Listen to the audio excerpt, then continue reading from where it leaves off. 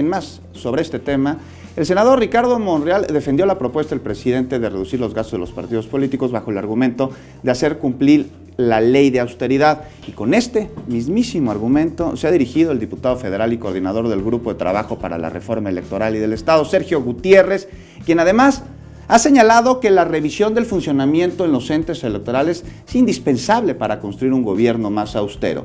El camino ha iniciado con mesas de diálogo entre legisladores y el Instituto Nacional Electoral, y precisamente para conversar sobre ello recibimos con mucho gusto esta noche al diputado Gutiérrez. Gracias por acompañarnos, diputado. Bienvenido a Capital 21, ¿cómo está?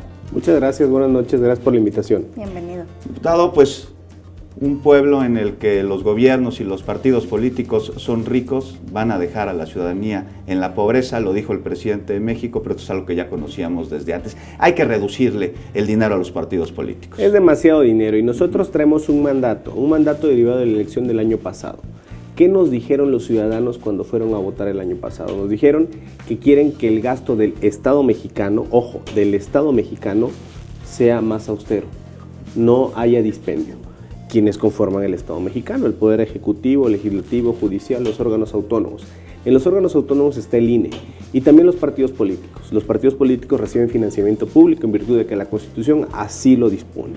5.200 millones aproximadamente van a recibir los partidos políticos.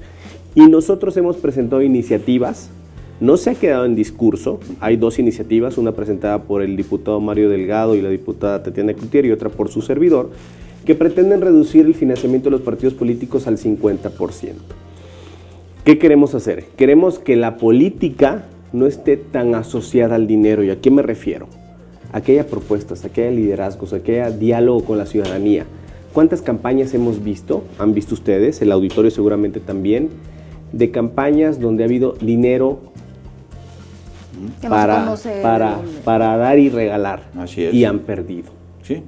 ¿Y cuántas veces hemos visto campañas muy austeras que han ganado? Morena, el año pasado. Morena es un partido sin dinero, era un partido sin dinero. Era un partido que arrasó en las elecciones, que se convirtió en un fenómeno mundial. ¿Por qué? Por dos razones. Porque tenía un liderazgo de Andrés Manuel López Obrador y porque tenía una propuesta. Su propuesta, bueno, pues son muchos temas que ustedes conocen, pero es lo que debemos apostar, es a lo que debemos aspirar los partidos políticos, los políticos y los candidatos, es a construir propuestas, debate de ideas y liderazgos para que la ciudadanía se fije en eso, no se fije en cuánto te doy, o en mi espectacular, o en mi campaña propagandística, se fije en el contenido, claro, porque es lo que finalmente les va a redundar a ellos lo que finalmente les va a impactar para bien o para mal, no es un espectacular, no es si le doy una dádiva, es finalmente si tengo un programa de gobierno, si tengo un programa de acción, un programa legislativo que se va a cumplir en realidad y que va a beneficiar a las condiciones municipales, estatales o federales de cada lugar. ¿Los partidos políticos pueden trabajar en nuestro país con ese 50% de los recursos que reciben? Nosotros consideramos que sí. Morena recibía muchísimo menos dinero del que recibirán algunos partidos que tenían ese 50% y hizo un gran trabajo de política. Creemos que tenemos que aspirar a reducir esa dependencia del dinero y a generar otras condiciones.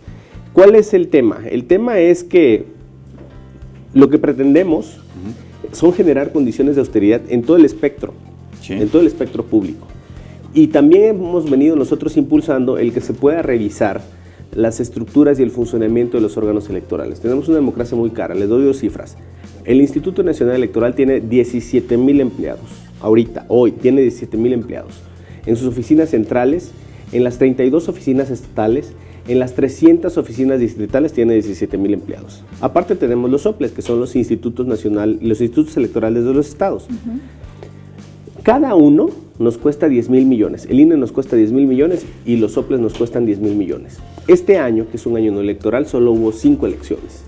Sí. De las cuales una la organizó el INE, la de Puebla. Recuerdan que es extraordinaria y que la asumió el INE. Bueno, entonces tenemos OPLES que por diseño estructural, diseño legal, no hacen mucho trabajo fuera del proceso electoral. No digo que por flojera, digo que porque así está el diseño.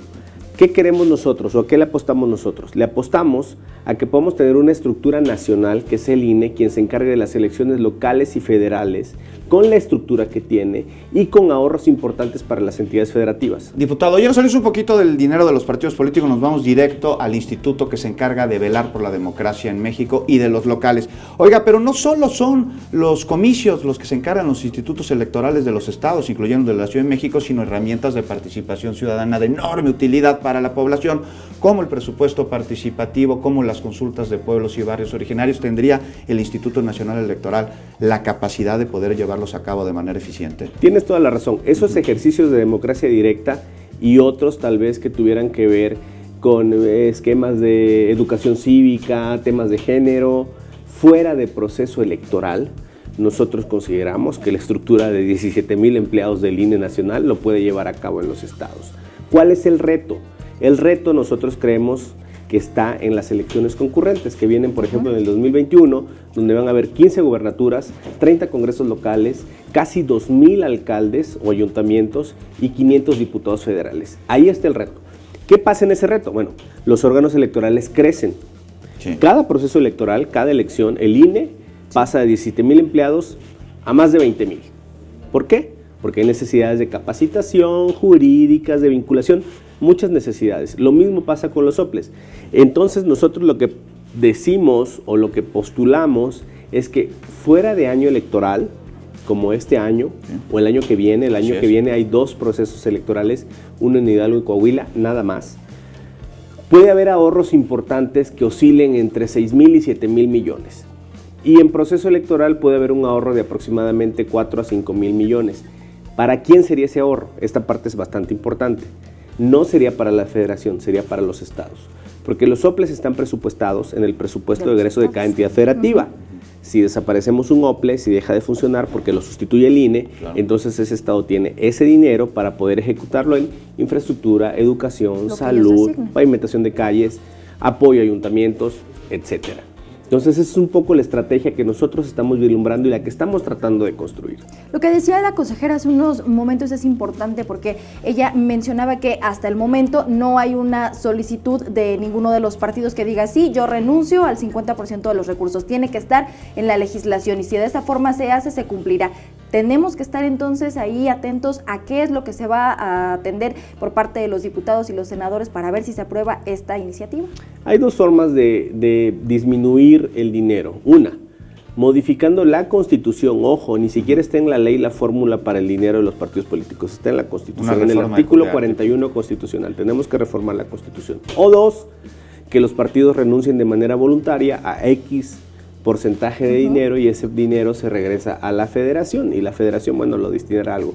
Incluso el presidente Andrés Manuel López Obrador ofreció que si algún partido renunciaba a una cantidad específica y pedía que ese dinero se destinara a X situación, digamos, rehabilitación de casas en el estado A, B o C, él cumpliría esa petición. Diputado, entonces, pues qué mejor campaña proselitista para ganar simpatizantes de un partido político que utilizar los recursos en beneficio de la nación. Por eso, de todos, diputado, se nos acabó el tiempo, podríamos seguir charlando sobre este tema muchísimo más, pero bueno, ya sabe usted cómo es la televisión. Muchas gracias por acompañarnos, diputado Gutiérrez, aquí en Capital 21. No, gracias a ustedes. Gracias. Un placer estar aquí. Y ya estaremos revisando qué es lo que pasa con la Claro que sí. Gracias. Gracias.